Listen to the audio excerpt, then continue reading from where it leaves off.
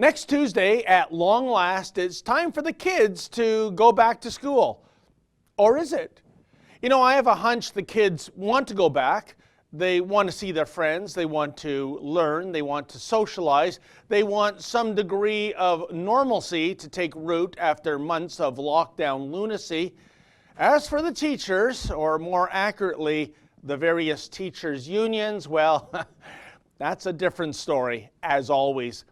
This is especially true here in the province of Ontario, which is home to perhaps the most militant leftist teachers' unions in the entire Dominion.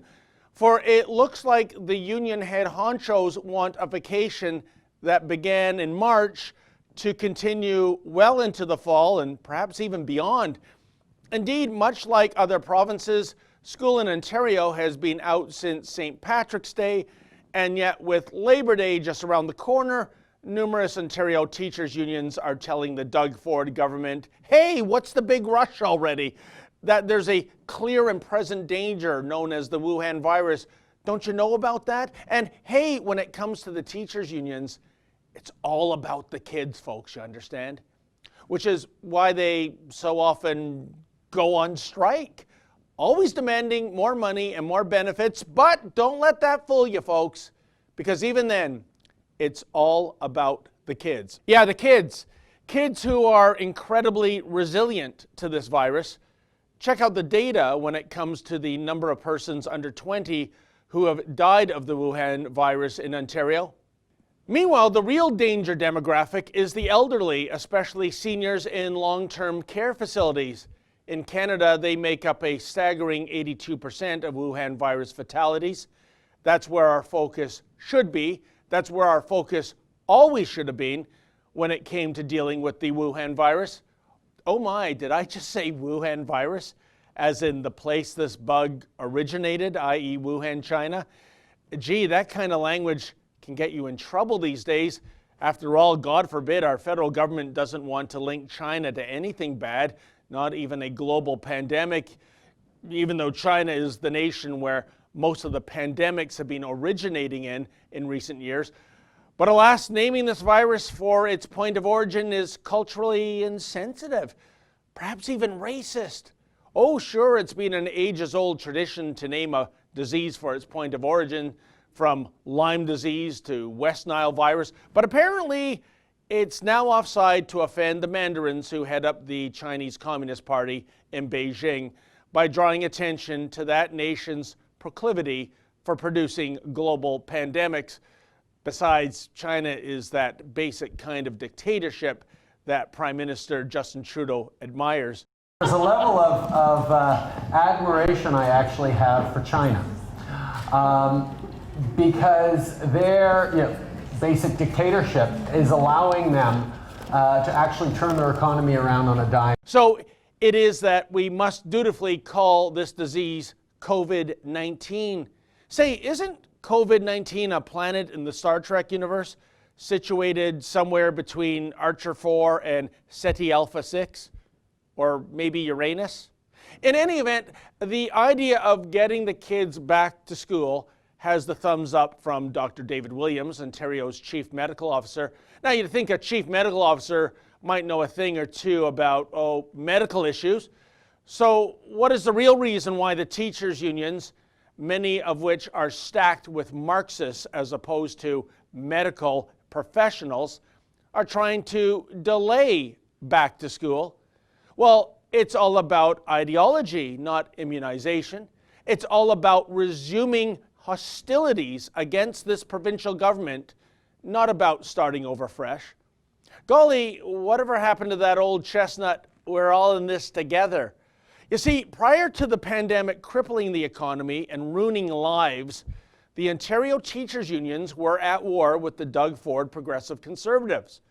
Sure, the average teacher salary is $83,500 and the benefits are top shelf and the pensions are gold-plated, and then there's that sweet, sweet 2 months worth of summer vacation. Sounds like a pretty good gig, wouldn't you say? But when it comes to these teachers' unions and their incessant demands, all I can think of is the title of an old James Bond flick, namely, The World Is Not Enough. In fact, last winter I made it my mission to cover the various one-day teacher strikes to try and get the rank and file to articulate their positions. Here, check out these picketers representing the Toronto English Catholic Teachers Union. You see, there were some members of this union that were actually in the process of indoctrinating elementary age students to be anti-government. Hey, get them young, get them forever, eh? And wow, what would Jesus say? How you doing? Just asking people here on the picket line, what do you think about indoctrinating children to write letters to the Premier, basically reciting union talking points? No comment, thank you. No comment? You're a teacher, can't you articulate your points, ma'am? No. No? Oh, gee. I would argue that might be not a good thing to have you in class if you can't articulate yourself. You're filming me, I'm filming you. What do you think about indoctrinating kids to write to the Premier of Ontario? No comment? You're just filming me. You're free to film me, by the way. You don't have any problem with the indoctrination of elementary school children to be union stooges, basically? Hey, man, what do you think about the school indoctrinating kids? Thank you. You're a teacher. Can't you articulate yourself, ma'am? Ma'am, what would Jesus say about you withholding your services from the kids today? How about yourself, ma'am? What would Jesus say? No comment. What would Jesus say about you? Question, by the way. Very ridiculous. Well, why is that? You're a Catholic school board teacher, aren't you? You've got religion right in the name of your job position. Ezra, go somewhere else. Yeah, go somewhere else, Ezra. Like I said, you'd think that being a teacher, especially a teacher parading up and down on a public sidewalk with placards, would have plenty to say about their demands. Isn't that the whole idea behind picketing in the first place, educating the public? But no, I seem to constantly encounter automatons who had been told by their union head honchos to picket, but weren't told why they should be picketing. Weird, as in weird science. I thought I might catch a break going to my old alma mater, Lawrence Park Collegiate Institute, which is under the umbrella of the Ontario Secondary School Teachers Federation. I gotta tell you, things have sure changed at good old LPCI back when I was a student there in the late 70s and early 80s. Indeed, just check out the faculty now when it comes to answering basic queries. Are you folks teachers on strike today? Why don't you call our central office? They'll give you an interview. Thank you very much. Oh, what's the central office? OSSTF, District 12. Okay. Yep. Bathurst and St. Clair, northwest corner. Can't any of you teachers articulate why you're on strike and not in class today? Did you get consent forms from us first before talking to us like this? Sorry, I couldn't hear you, sir. Did I get what? I need a consent form to talk to you on public property? Are you really a teacher? Are you really a journalist? I think so. That's why I'm out here on this day. But if you're a teacher, wouldn't you be in class teaching?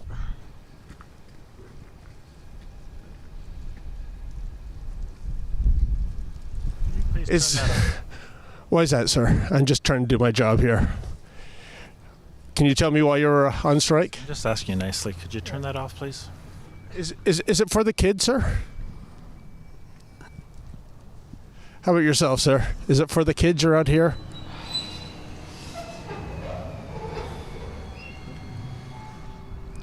Would it help if I told you I'm actually an alumnus of this school, class of '81? What do you think about that?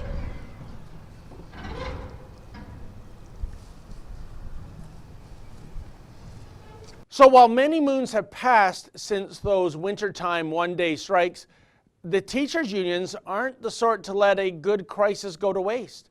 That's why 4 major teachers' unions, representing almost 200,000 teachers, are going to Ontario's Labour Board, alleging that the province's school reopening plan violates its own workplace safety laws.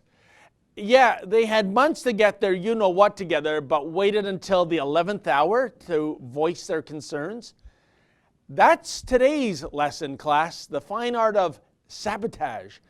Indeed, leftist teachers' organizations absolutely loathe conservative governments.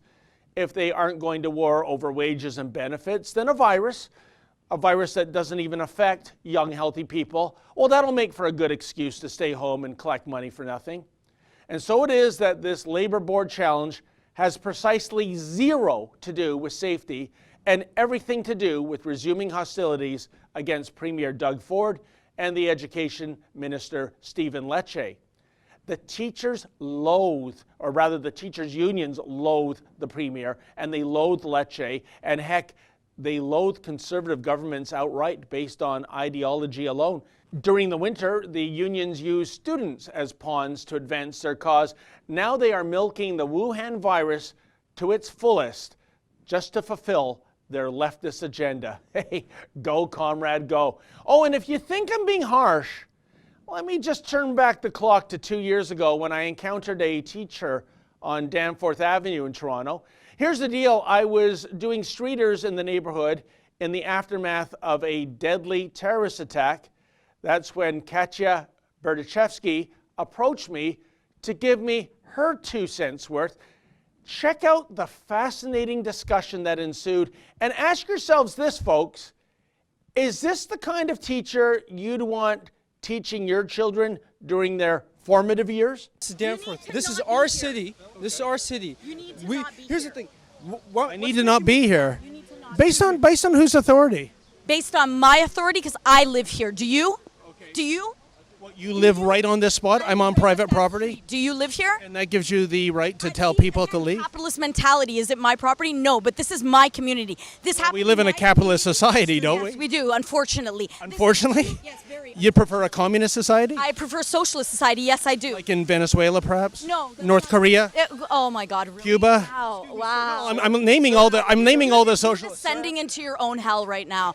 Listen. Well, these are hellholes. I agree with you. Oh, hellholes. Now you're quoting Trump. Lovely. That was perfect. Perfect. I hope He did a different kind of hole. Quoting Trump is the best thing you could have ever done for yourself. Way to go. That was priceless. Now you're done here. Way to go. Now I'm you're done here. It's priceless. He is now done here. You don't care what ISIS is doing in the world right now? No, I actually don't. What is wrong with this world is that we don't love and we don't talk to each other. We don't form human relationships anymore. That is wrong with this world. It's not about your freaking fascist agenda in your mind. Fascist? Fascist. I'm going to say the word. Just like you quoted Trump, Trump is a fascist. Quote me on that. Quote me on that. Okay? Ford. People that elected Ford are people that are demented, that have absolutely no social Really? values. Yes. He won a supermajority government. Demented. So most of the province is demented then? Do you not know anything about social reform? Do you not know anything about representative governments? I have 2 degrees in political science, man. Don't even try to challenge me. Well, please educate me. Don't even try. What's your degree in, dude? Journalism. Exactly. Yeah. Exactly. Believe me, I'm mourning it every day, ma'am. I would assume if you were for the rebel, yeah, that explains everything. Gone into computer science. You should have gone into anything but what you're doing right now, honey. Maybe political science. Anything. Anything but. So what do you do for a living right now, ma'am? I'm a high school teacher. Okay. Yeah. Oh, okay. You're got a nice. Educating the young about people like you and about your agendas and about the racist crap that you guys propagate in my city after a tragedy that has moved every single person in this community. The Toronto District School Board? To its core. And you come here questioning people about ISIS and about people visiting websites in Afghanistan. Who the hell cares, man? People are writing on a wall to show their condolences. What is your problem? I'm just asking questions, but you're yelling at me. Accurate question, nor is it appropriate. Are you really a school teacher? Yes, I am. Is this how you teach your children, by the way? Absolutely. You scream at them? No. Come on, man. Seriously? Seriously? Seriously? Are you that dense, dude? Well, I've never seen you teach, ma'am. Seriously? Are you seriously that dense? Well, I mean, you said you were a teacher, and I'm just wondering. A teacher. Don't question my profession. Okay. Are you with the Toronto District School Board? Does that matter? I'm just wondering where you identify myself to you. No, you're right. You are not the cops, and even if you were the cops, I know my amendment rights, so no thank you. Amendment rights? Yeah, we're done. We're done. Peace out. The rebel sucks ass. Quote me on that one too. Wow, I think this video makes for a great advertisement for those who advocate homeschooling. By the way, I don't want you to get the impression that I am anti-teacher and that there are no such things as teachers who are right of center. Indeed, much like I assume most people who went through the education system, I personally encountered teachers who were inspirational role models, But I also encountered teachers who had retired but had not left the building yet, if you know what I'm saying. I have met teachers who are conservative, but unfortunately, they don't dare speak out, folks. That could make for a career-limiting move, sadly.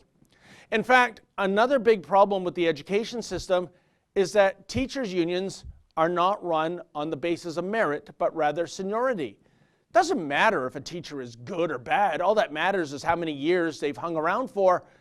That makes for an inherently flawed system.